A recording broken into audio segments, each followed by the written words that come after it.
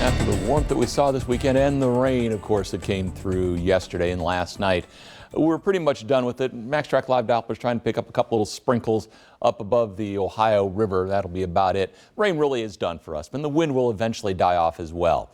Getting into the new year, there's another surge of warmth coming after New Year's Day. Also after New Year's Day, there's another surge of rain coming. Could be quite a bit of it as well.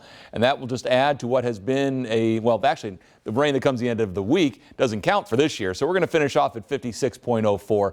Makes it the 16th wettest that we have seen. What is amazing with that is we had one entire month where it didn't rain. So we did this in 11 months instead of 12. Normally we'd be at 45 and change. And again, just an incredible amount of water fell again. And we had it again last night.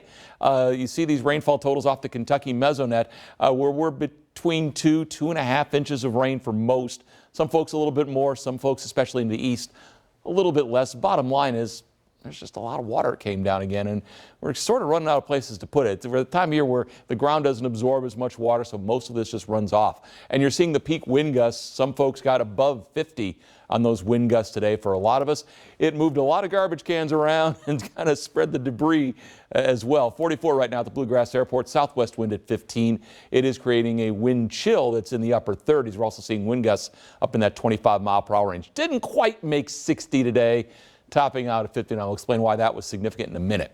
See that dry slot right in there? That's where the jet stream's roaring in, and that's why one of the reasons why we've seen the wind today. You can also see there's been a dividing line with the overcast north and west.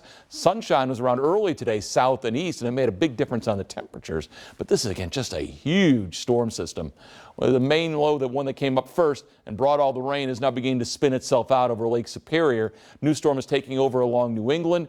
The bottom line for us is we may see some breaks in the clouds tomorrow early, but a lot of instability aloft will mean the clouds, the overcast comes back. But you also notice it stayed clear in the Carolinas, so Charlotte's looking good.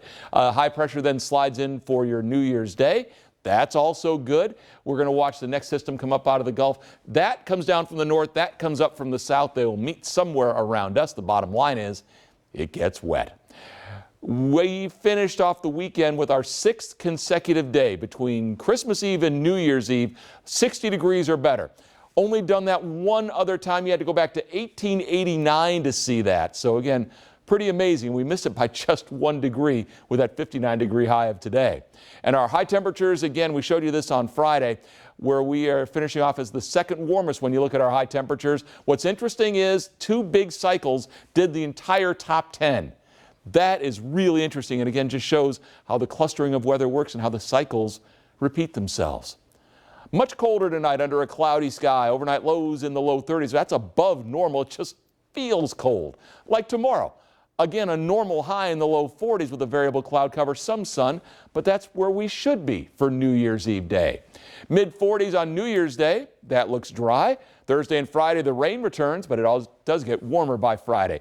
It's not Citrus Bowl hot down there in Charlotte, but Keith, how's it feeling?